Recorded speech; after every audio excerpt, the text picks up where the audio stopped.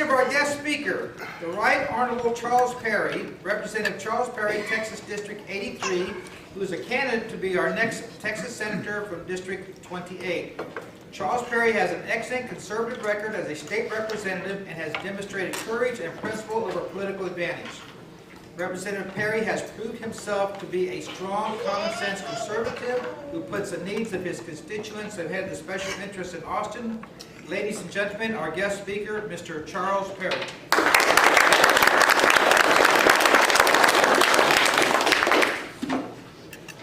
I may not need this.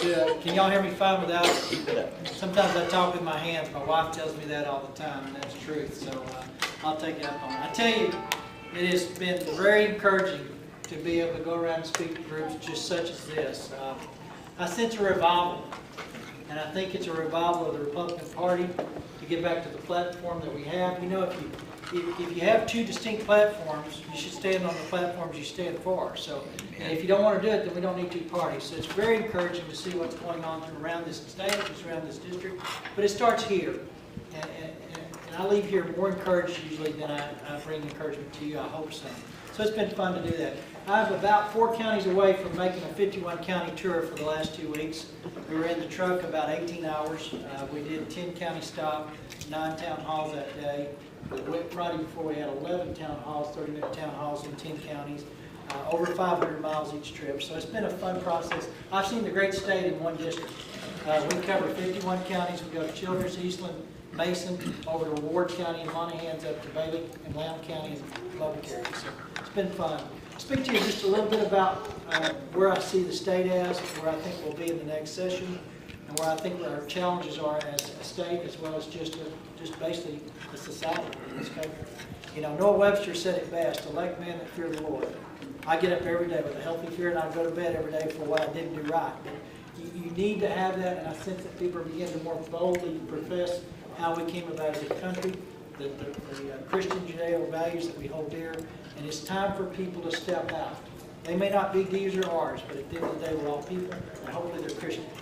And we need to have a country that reflects that, and the people that talk about that very boldly. Because you know, Genesis to Revelations, that's a life application book. Everything in there that we need and everything in there that can fix what we have going on in this country wrong is in that book if we take the time to read it.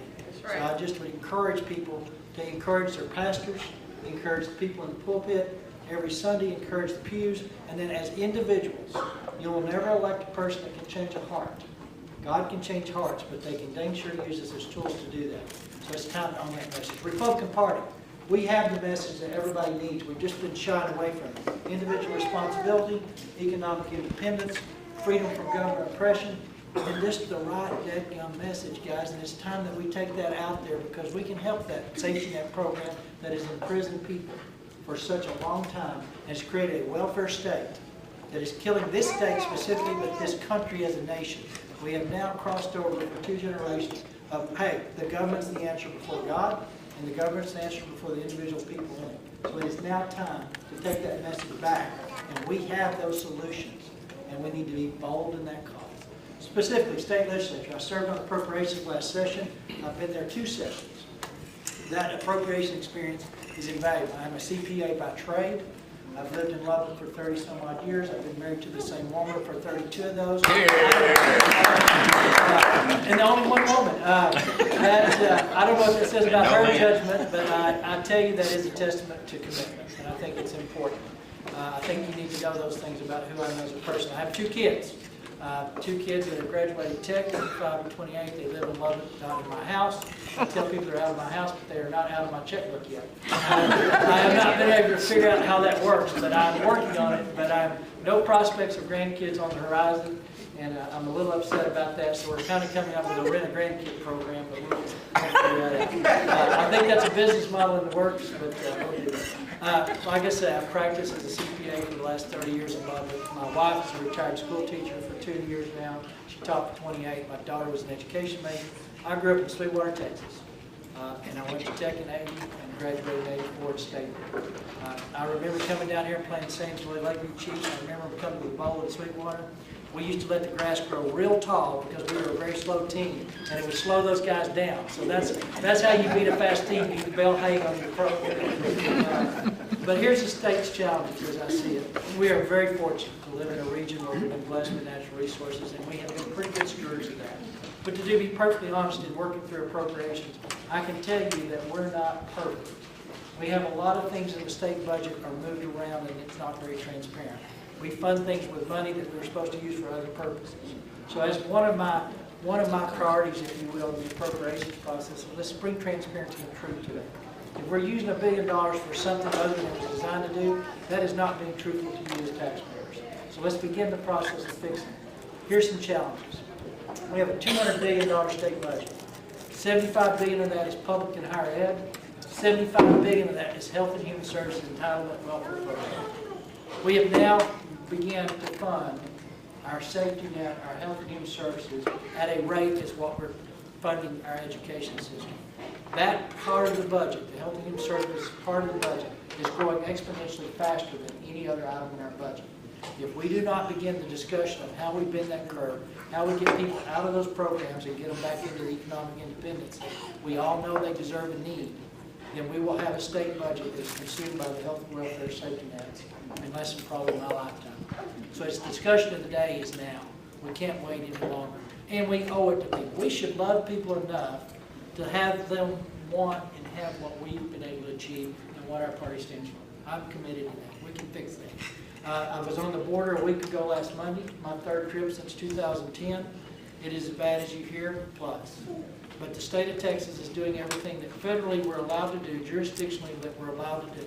It's costing me $12 million a month. It's costing me $1.3 million a week to support DPS and Texas Rangers. It is working. That money is being spent wisely, but it's money that's coming out of the state budget that we did not consider. It will have to be sued for. As a senator, first job on the road will be to sue the federal government to get that money back, because we're doing their job. The long-term solution to that problem is absolutely the federal government's got to step up, recognize the security interest that it is.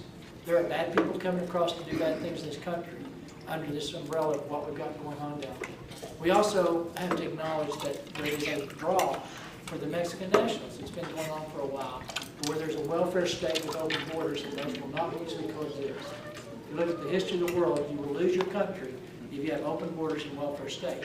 Our country was built on open borders with work state. We got to get back to that. So you take that element out, there's a welfare state or a draw, but you have to look at the real culprit in this, and it's the drug cartel. And the drug cartel has stolen their lives, their communities, their economic job viability, and through intimidation has ran them out of that country. We will spend trillions of dollars around the world defending the oppressed, helping countries get back on their feet once they've been destroyed by some element, but we won't spend the time to do this very same thing south of here. It is time for this country to recognize the element that's there, take the head off the snake and kill the snake and make it miserable. We can start beginning to be such a pest on the cartel side of this equation where we find them, we look for them, I don't care if it's parking tickets. You've got to get engaged in this battle and make it miserable to do business in Texas. But long term, this country's got to fix that problem. I have some very specifics on how we take this health safety network, the Medicaid and some of the stuff. That's a lot bigger discussion than today. I really want you to have questions, so I'm not going to spend a lot more time on it. We will fund transportation at some level next session. There are some very clear things that need to take place before we just throw money at transportation. There's some things that I need to see as a legislature that would commit to, and that's how you get rural West Texas covered if we fund it. What's that funding look like? We have to be an advocate for rural. When you go down there, the war's not D's and R's. The only real battles between D's and R's, typically in the state, are social issues. We set those aside. We win those because we're majority, thank gosh. Sanctity of life is always going to be a protection as long as we're majority. We win those and we move on. On the real substantive issues that affect this area, it's rural versus urban. And it's not that urban people are bad. They just have no knowledge of what's different out here and why we need something different. So my battles in the House have been education, advocation, and information about why something may work in Houston but it's not good for West Texas. So those are the defense, those are the things that you get when you have experience, is you go through there and you're always in a recognition mode. Hey, if that happens, then it's going to hurt Topeka, Texas. If that happens, it may not work well for San Angelo. but it may be needed in Dallas, so I'm not going to impede their ability to do that. But we've got to be smart on how we recognize and see what's coming and shut that down. Water, education, and transportation are going to be the hot buttons over urban and rural in the future years. And we just have to have informed legislatures that always have an understanding of why it doesn't make sense for us to be able to defend that, and hopefully exempt. You know, the key for rural legislature is to exempt us from all the bad stuff that Houston needs. And we spend a lot of time around that. So with that, I'm going to take questions. That's a lot of information, and that's a lot of stuff fast. I've learned you have to get a lot in, and I'm a very detailed guy. CPAs are detailed people. So sometimes I give you details when you didn't really want it. That's the way I am. Charles, you have a question? Yes, sir. You mentioned something about appropriations. Yes, sir. My question is, with this deal going on with Governor Perry that the Democrats are doing, the power structure in Austin, as it is funded by the state legislature, what can you do about changing because of what Governor Perry did, saying that he was going to pull our appropriation money? What can you do about changing that whole structure down there? It's a good question. For people that don't know, we had to have a place to go. If a legislature like me or a senator or some state official gets out of line, you don't have a DA at the local office you take that guy to and prosecute. So we set up a police or a DA, if you will, for the state officers. It used to be in the Attorney General's office. And you'd think that's the logical place to go. Well, the problem with that, there's a public perception that if you set my budget, I would not be prosecuting you. So if we had it in the Attorney General's office and I did something bad and I was on appropriations and I just determined how much the Attorney General's office gets to use, then there's a little bit of a perception, whether that's reality or not, there's a conflict of interest. So they moved it out of the AG's office a few years back. And unfortunately, they stuck it in the most democratic, bluest, politically charged environments as you can have in Travis County. And that is now the Public Integrity Unit. They're independent of the Travis County DA, but they reside in the Travis County DA. And they are very political. Both sides of the equation. So my observation would be this. Number one, the governor is well within his constitutional rights. He has bilateral veto authority, and he did that. And so this is a farce. Number two, if you've seen the video, and you've all seen it, she deserved to be fired. You're a public integrity. What less than integrity to have a drunk walking around cussing cops and spitting at them? That is pretty demoralizing and disgusting. So she needed to be fired.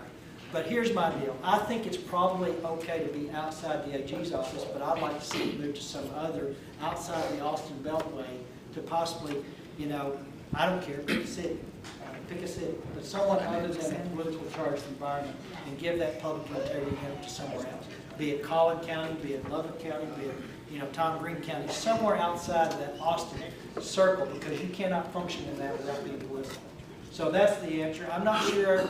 I trust my AGs. I trust them to be right, but I don't know that you can ever get off of the perception that if you're establishing their budget, and I'm being down there, humans are humans, it's going to be real hard to prosecute a legislature that has charge of your budget. So I'm not sure, I don't disagree that it's outside the AG, but that would be the next logical candidate. But I'd really like to see it move out of Travis County into some other county.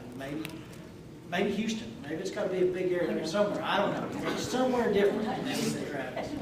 But it wouldn't be as politically charged inside the Beltway. I would say not the big metropolitan areas, because they're all truthfully, controlled. And this is going to sound funny. My DA is phenomenal up in Lubbock. A guy named Matt Powell. He's been recognized around the state. Somebody that's got good common sense West Texas values somewhere outside of that, be it Angelo. I asked Nolan County and Jess yesterday, I was there, and he was like, "Oh no, we don't need that." But it is a tall order because you do deal with some of the nasty of the nasty, but it needs to be objective, and you can't do it down there. Yes, sir. Mr. Perry, you got as a representative, 157 representatives, and there's only 31 senators. If you get elected, when and if you get elected, what would be your first three priorities? First three priorities would work on the big things that I see wrong with the state, or I see taking the state down. that health and human safety network. I've got very specific ideas how you move people out of the safety net into the workforce. And we can be very responsible with it on that message and be a model for the rest of the nation. So that's a global thing. One common thing, water. Everybody's got water concerns and should. As a state, we cannot be the end-all, be-all for water, but we can create an environment that allows cities to have access to capital, i.e. Prop 6, with a way to leverage municipal dollars with other state dollars and turn over the $53 billion water plan. We have a $53 billion water plan that if we do this Prop 6 money correctly, we will have leveraged our way into that $53 billion and have that solved in the 15 to 20 year range. So I think that's two. On the education front, we continue to have a system, and this is not just education, it's criminal justice and it's all those things.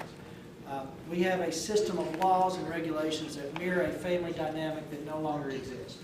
We all grew up in a different household, and we have not seemed to have our processes reflect the family dynamic we have today. So we got to get smarter, creative, and build an education system and build a criminal justice system that reflects a little more of a redemptive side. Sometimes if it makes sense, we've started down that road. But more importantly, our education system needs to reflect what employers need and want. So those are three things I think. And then bar none, sanctity of life. I will tell you the next debate in the House and Senate in Texas, if you can believe this or not, will be the end of life decisions. There's a huge debate. I was a huge opponent and killed a bill that basically said hospitals and doctors, and I've got great people involved, we're going to be the ultimate decision maker in who gets to live and die and what kind of substance they get. I'm very much opposed to giving the state, i.e. not Texas, but the state as a government, the opportunity to determine who gets the care and who does not. It has not worked out. So that's the debate of the life issue. So those are the three things I think we need to do. Did I miss something? Is illegal immigration not in your top three? No, illegal immigration is, but here's the deal. I know what we got to do to fix it. And that is? We have to have a federal government. We won't have it for 2 years. It's going to take the offense, their covert or other actions to take out that cartel activity. We are actually having an effect with what we're doing today, but it's not a deportation strategy and it's not a repel. It's a retain and hold, but that's all jurisdictions do. So if we want the state of Texas to step into the role of the federal government and push that cartel back, I think the next item on the budget will be probably several billion dollars of military assets. And then at that point, we do pretty much say we're not a state anymore. So the reality of the day is you have to harass those guys.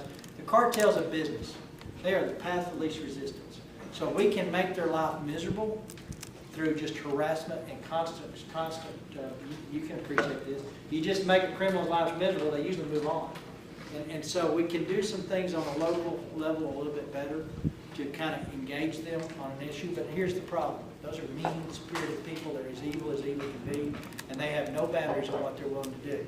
So when we begin down that road as a state to do it without the federal support to do it with, we're putting our law enforcement at peril. And I'm not willing to commit those guys without knowing that I have a federal government that's going to support doing the job, which is protect us against foreign and domestic enemies, secure our borders.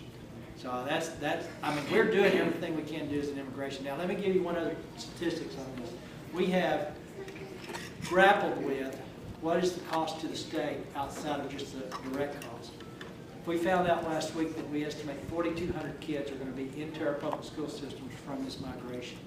That's a cost of $50 million to state and local taxpayers. That's just the education cost. And you add to that all the other costs that come with that. Let me tell you the non-financial cost. It'll ultimately be financial. You got kids that have seen the worst of the worst. You've seen cartel activity taking out family members. You've seen the beheadings that are going on in Iraq or going down south. So you have a 10-year-old that's had life experience that our 10-year-olds had not. And you're going to integrate them into our public school system. Forget the language barriers. Forget some of those other challenges. But you've now got kids with different maturity levels because of their lifestyle cycles that our kids are not into. That's the unintended cost that we don't see coming, and I don't have an answer for that today until it's here, and unfortunately it's too late. So in our public school systems, the accountability rankings that we put in place, there is no accountability ranking that can satisfy what is fixing to hit our systems because it was not built for that. So we have just opened up Pandora's box in so many levels and so many reasons. But to fix it, if we had the opportunity to turn them away at the border, but that's not our deal. We have to detain and transfer. Yes, ma'am. I have a question that relates to, to the border. My son and granddaughter just spent 2 weeks up in Glacier National Park in Montana, wanted to go across into Canada for just a day trip, just to drive over. They could get over in there with their passport, but the problem was they couldn't come back into the U.S. without their passport and a birth certificate. And they were told it was not negotiable just for a little drive over, just to say they've been there. I guess my question is, how can we be so tight on our northern border and so loosey-goosey down here on our southern border? I'd say that's probably as much Canada as it is the United States. Well, it was to get back into the United States, But and it's- this was a But U.S. it's that official. coordination where they're doing their job and it's easier for us to do our job. When they're not doing their job on the south border, and when the law says we can't, we have an open border. And so it's got to come down from the federal, you know, here's our dilemma. Here, point blank. Texas either is going to have to draw that line and say no more, Yeah. which we don't have the resources to say no more, honestly. I mean, state government doesn't have the money to take that on 100% on its own. We're doing it today, but long term, we don't have the resources to do that. But it requires coordination. Canada works with us on that issue. Mexico's not working with us. They never will. In fact, they're encouraging migration. So the U.S. is going to have to step up and stop this. Yeah, only in our system of governments, under the civil framework of the way our Constitution is designed, the foreign government has very limited capacity. The states have everything that our federal government didn't designate to. About the only thing the federal government's given is protection of our borders against foreign and domestic enemies. That's the number one thing the federal government has to do. And that's the number one thing that they choose not to do it. So, you know, we kind of get the government that we deserve when only 8% of the population goes out and votes. So we kind of evolved this over many, many, many generations. And it was Mexican nationals coming over for the welfare state initially. Now it's Guatemalans and all these others, but they've literally been ran out because of cartel. But there's no way the state of Texas can take that war on by itself. It doesn't have the resources, nor constitutionally. We'd be overstepped, and at that point you've got to decide is your country worth keeping or not, because what you really said, we don't have a country at that point. Yes, sir. My understanding that we do a lot of trade with Mexico. Yes, sir. I've forgotten now, but Texas it's does a large amount. a large amount of trade. It's in the billions of dollars. And it occurred to me that perhaps it would be possible to use trade as a lever against the Mexican government to get them to do their job on their side of the border. So that it isn't all a Texas problem. Right. I think you've hit on the head that we will probably look at some of those, but here's the reality. Texas does as much export as we do import probably. So it's going to cost your Texas economy to do it. Here's the thing. I think It's costing the Texas economy to not. Absolutely. And I think that's one of those issues that we will look at and take on. I think the United States government can take that on too. So there's some other sanctions, but you only deal with people at this caliber of evil. You don't do it through economic sanctions because they don't play by the rules anyway. I'm not suggesting you're wrong. I'm saying that's a piece of the puzzle.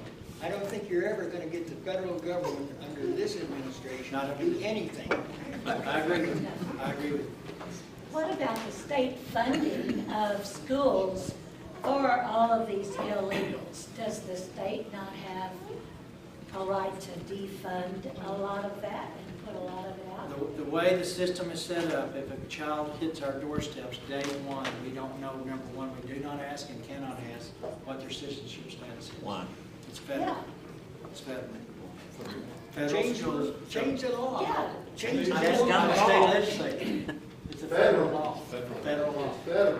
So let me explain that to you. Let me give you the quandary it's put in. Under state law, you have to have shop records and a birth certificate. But under federal law, you can't ask for citizenship status. And so it was a case back in the 60s or 70s, but am I correct? Basically, if they show up on the doorstep, you teach them. What, are these Homeless kids or bringing their anything, birth certificate with them? No. So we've got a conflicting state reg Yeah. with the federal reg. And that's Right, going to be yeah. get a march on Washington with arms. I wish I had all these answers. Yes, sir. I have one more question that applies to the Pachyderm Club, to the Republican women, and to the Republican Party itself.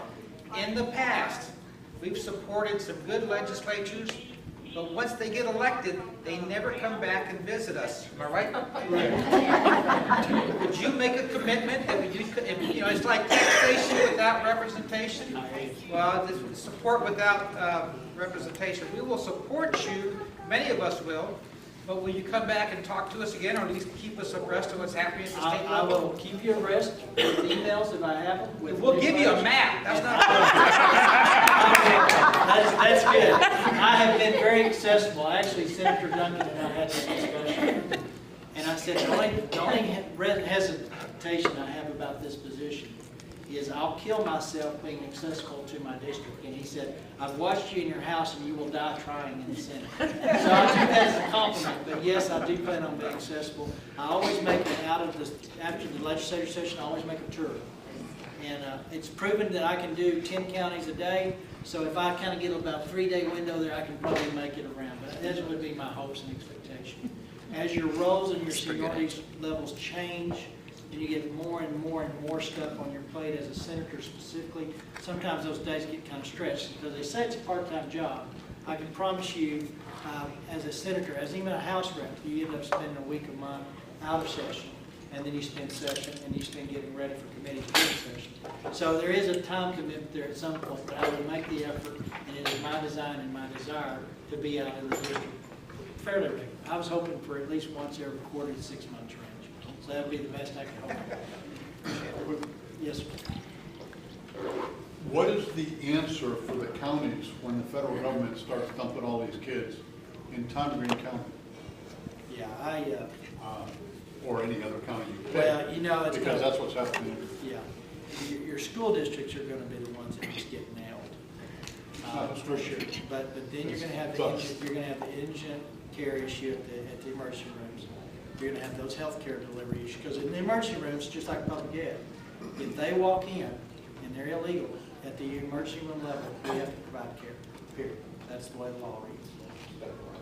It's another deal. The answer to your question is you're going to see this financially go from state to local into the counties and the municipal systems and the school systems, and it's going to be rampant cost incurred. Now, can the state of Texas step up and write that check?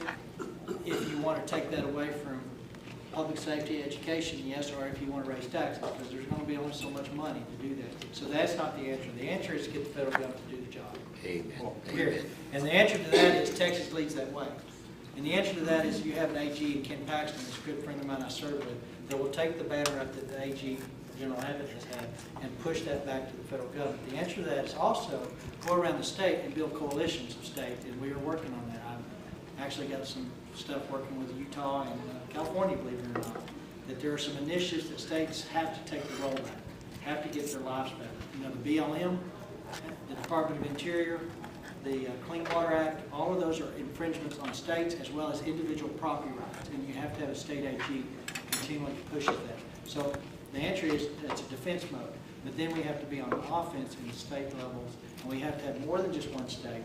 But I sense, talking to other state legislatures, I am beginning to feel that there are coalitions building of states that will go back to the federal government and say, no, it's a no. You guys are not doing your job. You've got to give us the latitude to do ours, but on the jobs you're supposed to do, protect us. You've got to do that. And I think you're going to see that begin to take momentum very quickly in the next 2 years. Any more questions? I had a, You answered my part. Yes, ma'am. It seems like everything goes to a dead end with the federal government. Yes, ma'am. It's like everything, well, you know, that's because it's the feds, it's fed. But we can't talk, there's gag orders, all kinds of things. When they're overstepping our boundaries of our Texas constitution, like the public school situation and the shop records and all that, our own Texans, we have to have all those records. We have to have that birth certificate.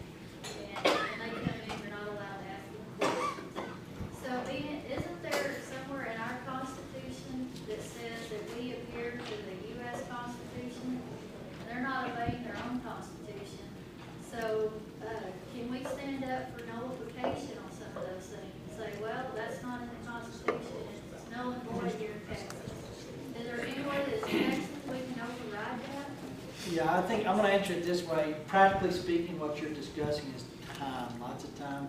I'm gonna tell you, is this going to go out on the news? I mean, here's the bottom line. We're kind of at this point where you do what you got to do and ask for forgiveness later. I mean, there are some things that if we don't take the role as a state and lead as a state, our state's going to die. And it's serious business. It's just drug cartel stuff. I can't reemphasize. We have a 20-mile interior on both sides of the border that have been taken from us by bad people. So at some level, we need to be very engaged on a very deliberate path to begin to protect our citizens. Our state constitution gives us the right to protect our citizens if the government fails in that. Now, what does that mean to a law enforcement guy? This is scary talk, and I don't want it to leave here with I'm a doom and gloom kind of guy or a radical nut job. But there are some things that I think we are going to be faced to do, and let the government come down here and sue us to quit doing it. I mean, we're going to have to be a little more proactive in our approach to solving the state problem. Momentum, and I think if the state of Texas gets it done, so does the country. And it's time for that kind of leadership to stand up and say, no, thank you, sir. We have to do it this way for our survival. And then let them fight with us over the next 20 years on it. But during that process, we hopefully transplant the thought that maybe states should have their lives back. So I'm ready to take that battle on. I'm ready to have that fight. I think we've got the state houses in a position where they're going to be willing to take that. Because it's unfortunate. My enemy's not DNRs. My enemy's not with people that I come across that are passionate about the other side of the discussion. My enemy is from our stinking federal government. So I think what you bring up is right, but here's the process. If you do it through procedure, it'll be a 20-year debate. We don't have 20 years. So now it's time to begin to do the things we've got to do as a state. Maybe we do ask the kids where their nationality is, not to boot them out, but then we can figure out if they need shots or not. That's a public health situation. But maybe we need to know whether they've had their shots or not before they make the right. So these are things that just are common sense and practical make sense step outside those boundaries. I just think it's time for the doom and gloom and for the radical, which is considered radical in other arenas, but for us, it's protection, it's self-protection. And more power to you, to the guys up there in Austin. But even us, we've got to have the attitude that our backs to the wall and we're fighting. Let me give you a little bit of words of encouragement. 12 people changed the world thousands of years ago. We're still talking. And there's 56 signers of the Declaration of Independence that said we can make a difference. So this country is built on very small groups of people doing big things for people. So if you ever get downtrodden, it is possible. And I think the country's ripe for that. The other thing in Romans, it tells us if God's with you, He can be against you. So I encourage you to take that out of here and individually go out and change a heart and a life today, and you'll wake up in less than 10 years and this whole thing will be switched. But I tell you, our window is small. It is closing. And the next 2 years are critical on how we lay the foundation to fix this country back to where it needs. Thank you very much.